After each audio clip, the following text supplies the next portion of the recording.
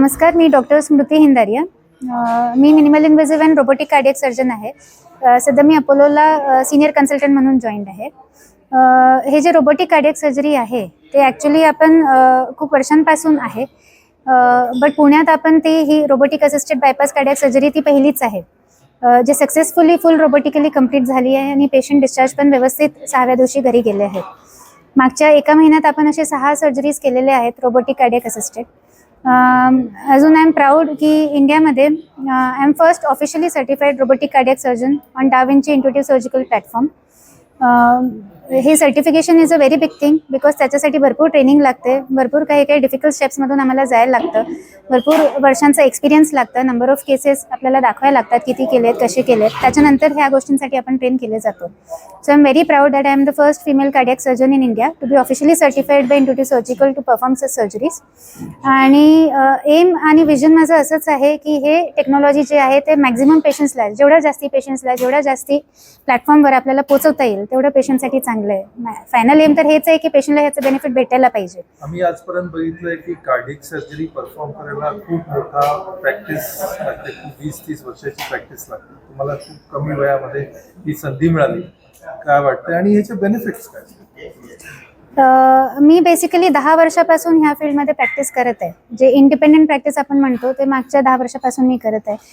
आतापर्यंत minimal invasive चालू करायच्या आधी मी 2000च्या वरती ओपन हार्ट केसेस केलेले आहेत. मिनिमल इन्व्हेसिव्ह मी 400च्या वरती केसेस केलेले आहेत आणि त्याच्यानंतरच आता रोबोटिकवर शिफ्ट झाले.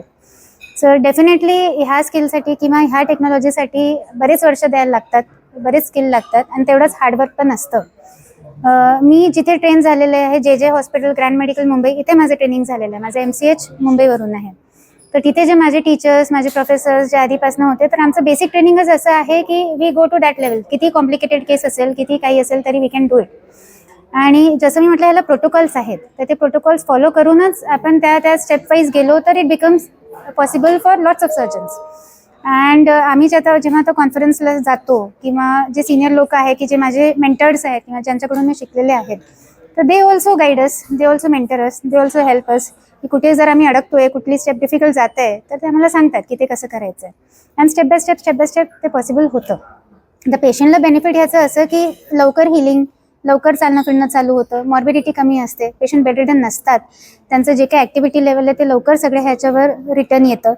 आणि आपल्यासाठी इम्पॉर्टंट हे पण आहे की पेशंटचं जे काही इकॉनॉमिकल बॅकग्राऊंड किंवा सोशल स्टेटस असतं ते पण सगळं लवकर चालू व्हायला पाहिजे. सोशली ह्याच्यात हजबंड वाईफ रिलेशन्स किंवा बच्चूसोबत कसं आहे, लहान मुलांचं त्यांचं सगळं होतं का. तर काही बायपासचे पेशंट खूप यंग असतात, 38 year old, 35 year old, 40 year old, ह्या एज ग्रुपवाले पण येतात. ह्या छोट्या गोष्टी असतात जे मॅटर करतात की ते फिजिकल ॲक्टिव्हिटीला कंप्लीट जात आहेत की नाही, त्यांचं रेग्युलर रुटीन चालू होते की नाही, काम चालू होते की नाही. So with minimal invasive and robotic ह्या गोष्टी लवकर होतात. ओपन सोबत होत नाही असं नाही, पण थोडंफार काही ना काही मॉर्बिडिटी राहतेच, कुठे पेन, हिलिंगला प्रॉब्लेम, वुंड ओपन राहतं, काही पेशंटला ड्रेसिंग बरेच दिवस लागतात. ह्या गोष्टी ह्याच्यासोबत नसतात. अँड माझ्याकडे येणारे मॅक्झिमम पेशंट खूप यंग एज ग्रुपमधले जास्त आहेत की ज्यांना असं वाटतं की आपल्याला मोठा स्कार नकोच आहे, आपल्याला कॉस्मॅटिक पण पाहिजे, रिझल्ट्स पण चांगले पाहिजेत आणि लॉन्जिव्हिटी पाहिजे. मिनिमल इन्व्हेसिव्हचं एक बेनिफिट असं पण की जे यंगर पेशंट आहे त्यांना चान्सेस आहे की फ्युचरमध्ये आफ्टर मे बी 15 वर्षानंतर, 20 वर्षानंतर, 30 वर्षानंतर सेकंड सर्जरी लागू शकते. तर त्या केसमध्ये त्यावेळी मिडलाईन सर्जरी किंवा सेकंड सर्जरी खूप सेफ होतं. जर इनिशियलीच मिनिमल इन्व्हेसिव्ह, तर आतमधले खूप कमी स्ट्रक्चर हल्लेले असतात, बरेच झोन असे असतात की जे टच केलेले नसतात, तर ते रिड्यू सर्जरी पण नंतर इझी पडतं. सो हे सगळं लक्षात घेऊन की मग this is good for the patient, हे डिसाईड करूनच we have started developing on this ground.